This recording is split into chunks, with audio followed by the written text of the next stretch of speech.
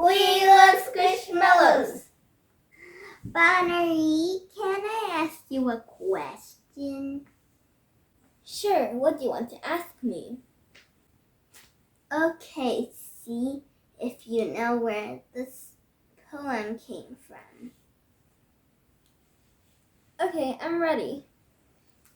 Fee-fi-fo-fum, I smelled the blood of an Englishman. Be he alive or be he dead, I'll grind his bones to make my bread. Let me think. We learned it at school the other day. Oh, I don't know. You tell me. It is Jack and the Beanstalk. Are you sure? Yes, let's read the story today and you will see. Jack and the Beanstalk.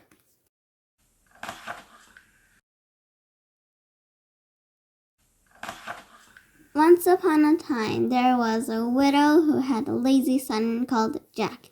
They lived together in a tiny cottage. Jack and his mother were very poor.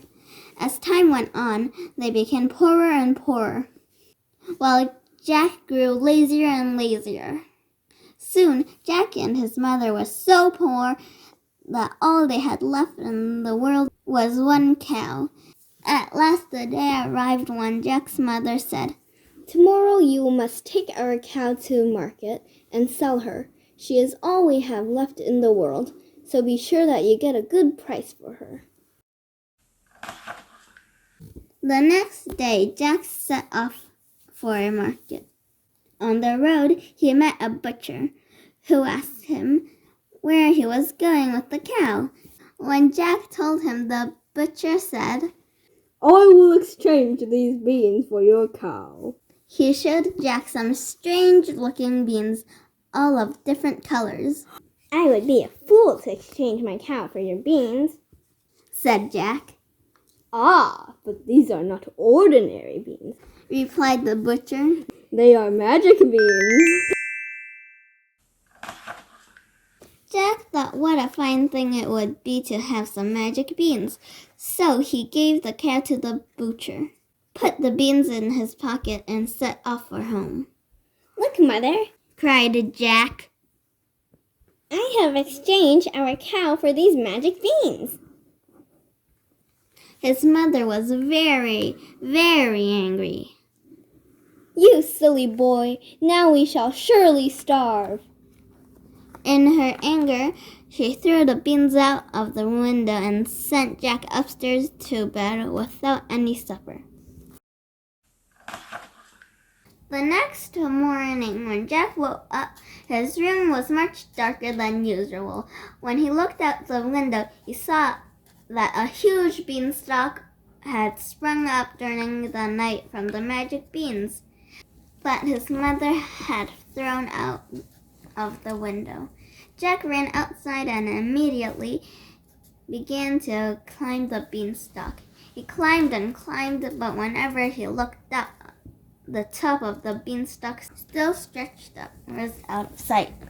After many hours of climbing, Jack reached the top of the beanstalk and stepped off into a wild, bare country. A long road led away into the distance. Jack set off along the road, and soon he met a very old woman. Good morning, Jack, she said. Jack was amazed that the woman knew his name. I know all about you, she said. This land belongs to a wicked giant. When you were a baby, the giant stole your father's belongings. That is why your mother is now so poor. You must try to get your father's wealth back, she continued. If you are brave, I will try to help you. At that, the old woman disappeared, and Jack went forward along the lonely road. Towards evening, Jack came to a castle. He knocked on the great door, and a woman opened it. I am tired and hungry, said Jack. Please, can you give me some supper and a bed for the night? Oh, my poor boy, cried the woman. My husband is a giant and he eats people. He would be sure to find you and eat you for his supper. Jack felt afraid when he heard this, but he was too tired and hungry to go another step, so he pleaded with the woman to take him in. At last the giant's wife agreed and she led Jack into her kitchen. Then she set a fine supper for him. Scarcely had he finished eating when the ground was shaken by heavy, stamping feet. 3 loud knocks were heard at the door.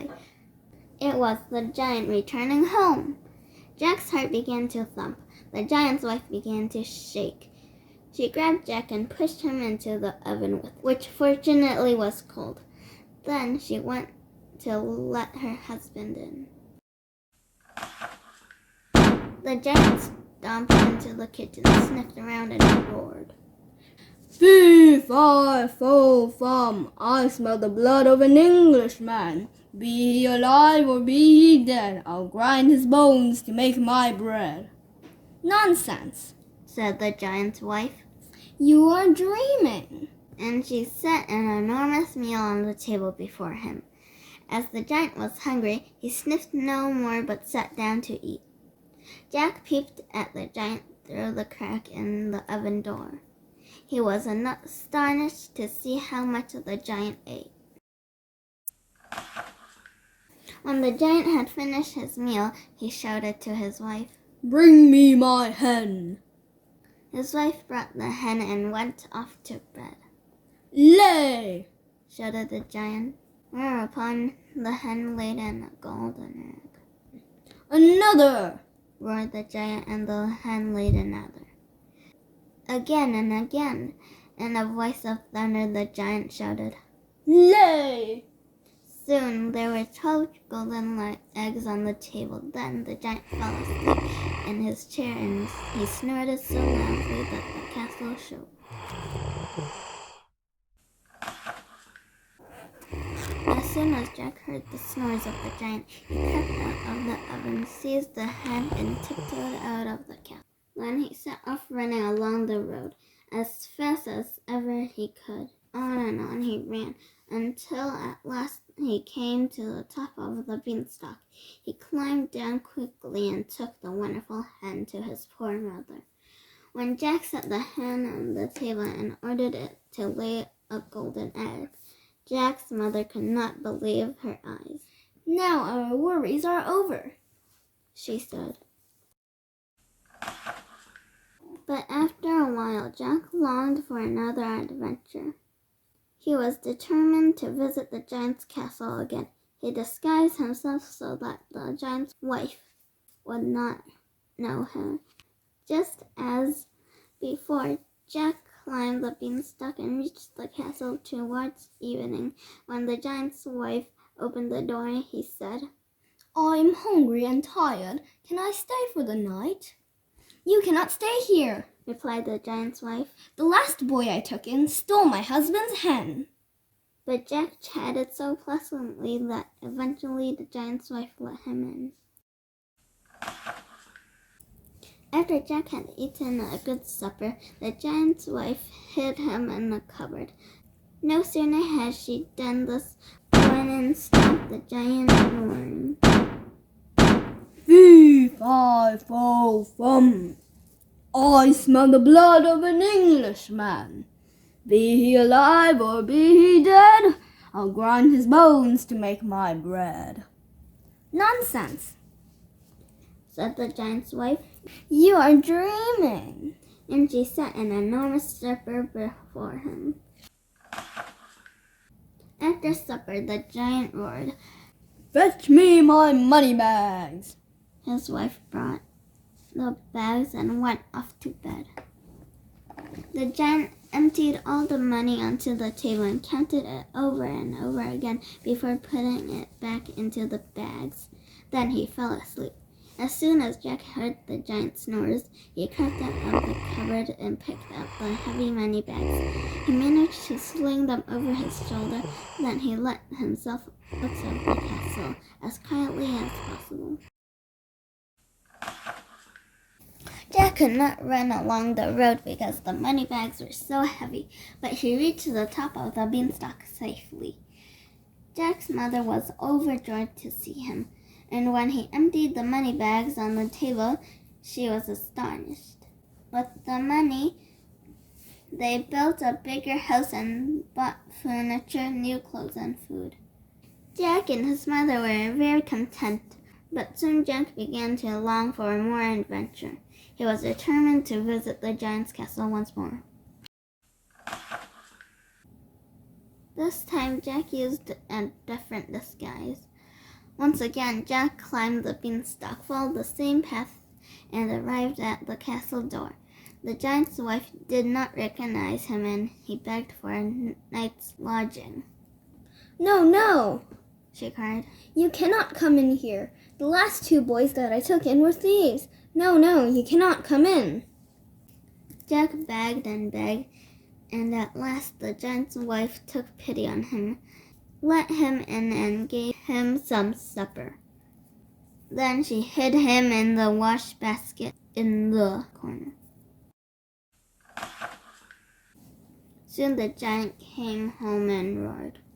Fee, fi, fo, fum, I smell the blood of an Englishman. Be he alive or be he dead, I'll grind his bones to make my bread. Nonsense, said the giant's wife, you are dreaming. and she set an enormous supper before him. After supper, the giant shouted, Bring me my harp. The giant's wife brought a beautiful golden harp and set it on the table before him. Then she went off to bed. Play! Roared the giant, and the harp began to play off its own accord. Jack had never heard such sweet music. The harp continued to play until the giant was almost asleep. Then he shouted, Stop! and the music stopped. As soon as Jack heard the loud snores of the giant, he jumped out of the corner and seized the harp, but the harp called out, Master, master! The giant woke up in a fury. You are the boy who stole my hen and my money bags, he bellowed. Then he staggered to his feet and set off after Jack. Jack was terrified. He ran for his life towards the beanstalk. Looking over his shoulder, Jack saw the giant striding after him. Then he ran as fast as he had ever run before in his life. Jack reached the top of the beanstalk safely, but the giant was close behind him. He scrambled and slid down the beanstalk, shouting, Mother, bring me the axe quickly. The giant is coming. Then Jack's mother brought her son the axe. By then, the giant was climbing rapidly down the beanstalk.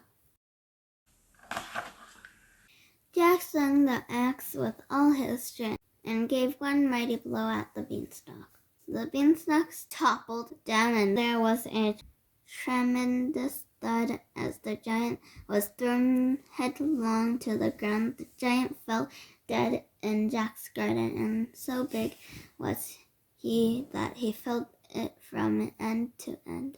Pointing at the giant, Jack said to his mother, He robbed us of all our wealth.